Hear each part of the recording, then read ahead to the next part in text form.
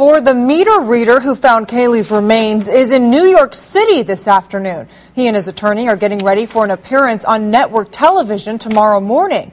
Local 6 reporter Adam Longo has been leading the way with breaking developments about meter reader Roy Kronk. And Adam, I understand you talked with Kronk's attorney right before he left town. Yeah, that's right, and he confirmed what my sources, Laura, were telling me last night, that Roy Kronk is going to appear on Good Morning America first thing tomorrow morning. Now, Roy Kronk, of course, the meter reader who discovered Kaylee Anthony's remains in a wooded area off Suburban Drive. That was Thursday, December 11th.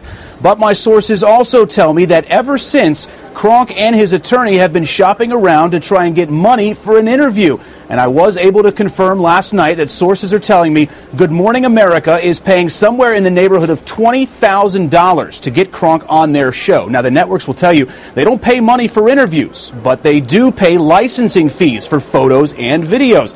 Now, David Evans, who's Kronk's attorney, told me just a few hours ago that Kronk indeed has a photo that's being handed over to Good Morning America, but he won't confirm that a licensing fee is being paid to Kronk. Now, Evans did tell me that, quote, Mr. Kronk would be deserving of any compensation he's trying to obtain given the difficulty and hassles of discovering Kaylee's remains. Now, Mr. Evans also told me that the photo Kronk has since been turned over to the sheriff's office. He wouldn't tell us what's on it, but numerous sources have told me it's a photo of the area where Kaylee's remains were found, and there is a snake in that photograph. And that is significant because you'll remember that third 911 call that Roy Kronk made on August 13th. He says he sees something suspicious in the woods, but he won't go back there because he tells the 911 operator there's a big rattlesnake in the woods. Interesting developments. We're going to have much more on this throughout the day.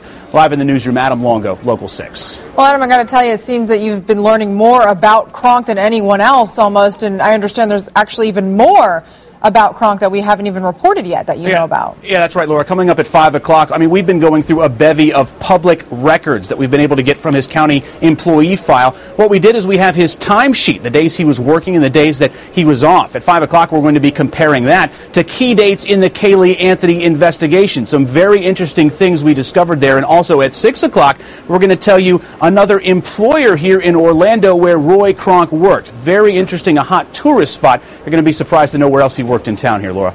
All right, great work, Adam. Thanks. Sure. Reporting live from our newsroom, Adam Longo. And we're finally getting to see that videotape that shows a private investigator searching the woods 1 month before Kaylee's remains were located nearby. Private Eye Dominic Casey, who works for George and Cindy Anthony, says he was simply following up a tip that Casey Anthony used to hang out in those woods. Well, the private investigator claims that even when this video was shot in mid-November, he was still searching for Kaylee alive. Now, we'll show you more of this mysterious videotape starting at 5 o'clock.